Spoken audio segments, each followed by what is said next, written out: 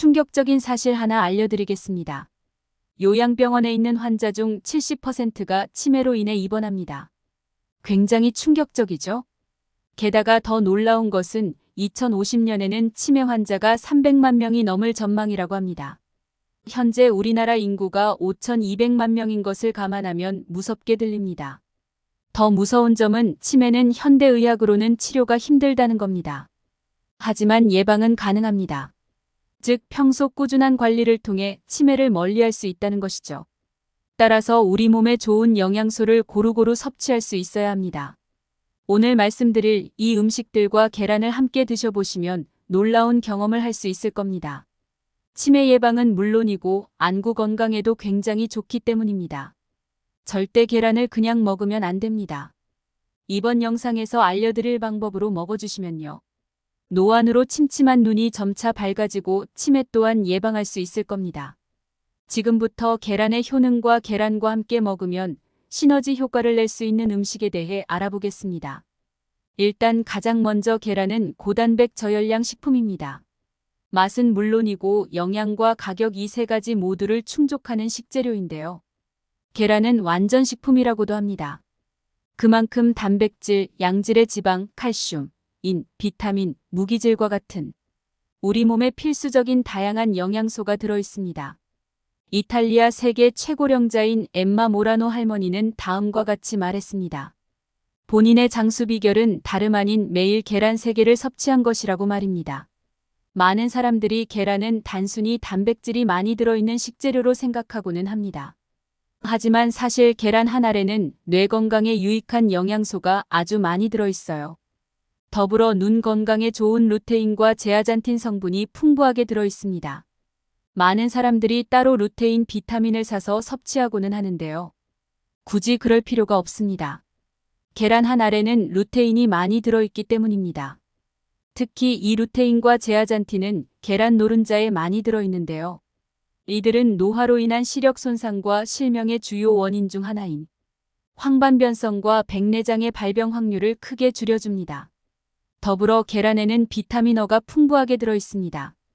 비타민 어는 각막 손상을 막아주므로 눈 건강에 아주 필수적인 영양소라고 할 수 있습니다. 그리고 계란에는 콜린이라는 성분이 아주 많이 들어있는데요. 치매 예방의 핵심이 바로 이 콜린입니다. 계란은 정말이지 너무나도 고마운 식품이죠. 작고 조그만한 녀석이 이렇게까지 도움이 되니 말입니다. 참고로 우리나라 사람들은 서양에 비해 콜린 섭취량이 부족한 편입니다. 그리고 한 번 더 강조드리지만 콜린은 계란 노른자에 많이 들어있습니다. 콜린은 체내에서 아세틸콜린으로 변하여 뇌세포 활성화를 돕는데요. 여기서 잠깐.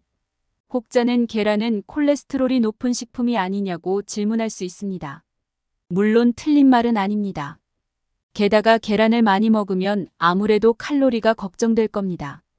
그래서인지 노른자를 빼고 섭취하는 경우가 많은데요. 하루 한 알 정도는 아무런 문제가 없습니다. 오히려 계란을 하루 한 알 섭취하면 인지력과 기억력 향상에 좋습니다. 괜히 식품학자들이 계란을 권장하는 게 아니라는 겁니다. 심지어 이 콜린이라는 성분은 체내에서 거의 생성되지 않습니다. 그렇기 때문에 음식을 통해 섭취해야만 하는 필수 영양소입니다. 물론 우리 몸에서도 자체적으로 극소량의 콜린이 생성되기는 합니다. 하지만 그 정도로는 택도 없습니다.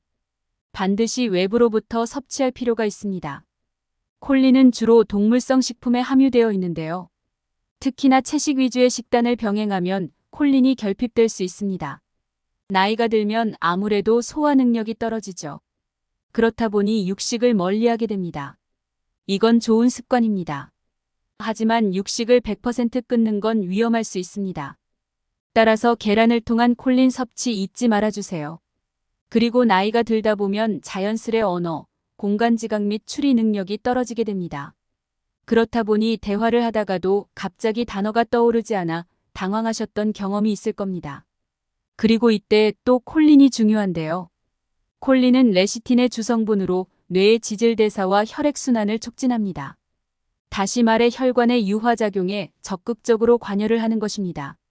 이는 곧 혈액 속 콜레스테롤을 녹여내는 역할을 수행합니다. 제가 아까 전에 몇몇 사람들은 계란의 콜레스테롤을 우려한다고 했었죠. 하지만 걱정할 필요가 없는 게 바로 이 이유 때문이었습니다. 그리고 콜린은 아세틸콜린의 원료가 된다고 했었습니다. 이 아세틸콜린은 체내에서 작용하는 신경전달 물질인데요. 신경세포 발달 및 지적 능력 개선에 많은 도움을 줍니다. 실제로 해외에서는 어느 한 실험이 진행되었습니다. 계란을 하루에 한 개씩 꾸준히 먹은 사람은 그렇지 않은 사람에 비해 공간 자각 능력이 30% 정도 더 우수했다고 합니다. 이처럼 계란은 섭취한다는 것은 뇌 건강에 필수적인 콜린을 가장 쉽게 섭취할 수 있는 방법입니다. 여기서 끝나면 너무 섭섭합니다. 계란에는 비타민 A, 오메가3, 루테인, 제아잔틴, 셀레늄이 풍부하게 들어 있습니다. 그 중에서도 항산화 성분은 노인 실명의 주원인인 노화 관련 황반 변성의 위험을 낮춰줍니다. 이렇게 계란은 치매 예방과 눈 건강에 너무나도 좋습니다. 하지만 계란을 어떻게 조리하고 먹느냐에 따라 영양분을 흡수하는 정도가 달라지는데요. 더불어 계란과 함께 먹으면 치매와 눈 건강에 더 좋은 음식에 대해 알려드리겠습니다. 일단 계란의 영양분을 최대한 흡수하기 위해서는 익혀서 먹는 게 좋습니다. 생계란을 먹을 경우 51%만이 체내에 흡수됩니다. 반면 익힌 계란은 영양분의 91%가 체내로 흡수됩니다. 여기서 잠깐.